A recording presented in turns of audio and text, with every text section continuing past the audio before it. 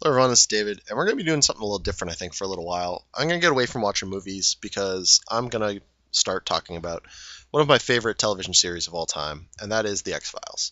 I don't know if I'm going to go through the entirety of all 9 seasons, but I'm at least going to do the first couple because those are some of my favorites.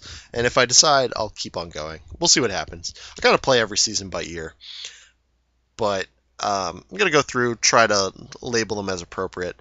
And I'll probably use a label of either Myth or Mao. Now, for those of you who aren't aware or aren't too familiar with the X Files, um, there are two types of episodes in the X Files.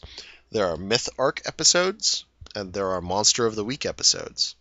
Myth Arc has to deal with this shadowy government agency called the Syndicate doing its nefarious plan, which, as you find out over the course of seasons, has to do with alien colonization and the black oil, which I'm sure you've probably heard of, at least in passing, and a lot of other weird things. Not all of them directly deal with, say, the black oil or the alien bounty hunter or the clones, but they usually involve the cigarette smoking man and a couple other interesting factors. Anytime you're dealing directly with aliens and the government, that's pretty much a myth arc. But I'll be labeling them as such, and that'll be interesting. Now, the other is Monster of the Week, which is a pretty standard format for a lot of shows. It's the simple, has nothing to do with the overarching storyline or mythology, if you will. But it may still be a very interesting case. I actually am a big fan of a lot of the um, Monster of the Week stories, more so than the myth arc, because I'm a big monster fan, as you probably can tell from all the movies reviews we've done. And Aliens just kind of fall short. I mean, it's the same thing, different day.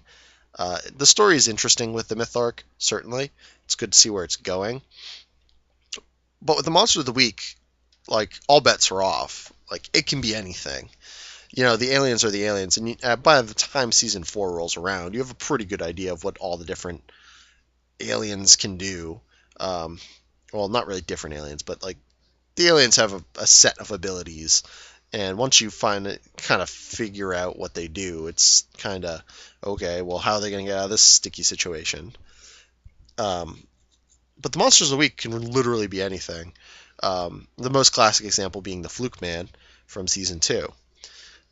But there are episodes with effectively a lake monster. There's one with a a golem made out of a dead body. There's one with a a, a psychic connection that forms into a genus loci of sorts. There's a giant killer mushroom.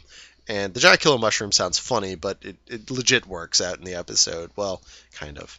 But suffice to say, there's a lot of anything can happen in that. There was an episode where like they were dealing with Nephilim. There's a crossover with Millennium, which I think is just called Millennium, which wasn't really a crossover with Millennium. It was a precursor to that. And I'm sure if that show took off, there'd be more, but unfortunately, I think it only got like 2 seasons. Anyway, I'm beginning to ramble on at length at this point, but suffice to say, we'll be starting with season 1 pretty soon. I've already checked out a couple episodes and going to be getting my thoughts down in the near future. So stay tuned and hopefully you'll enjoy it. Those reviews will probably come quicker, but they'll also probably be considerably shorter because we're not dealing with movies and tons of characters. We're dealing with a 45-minute episode over the course, done as it is. So the reviews will probably be shorter, probably under 10 minutes, which I mean makes them more watchable, I suppose. Anyway, tune in for that, guys, and have a good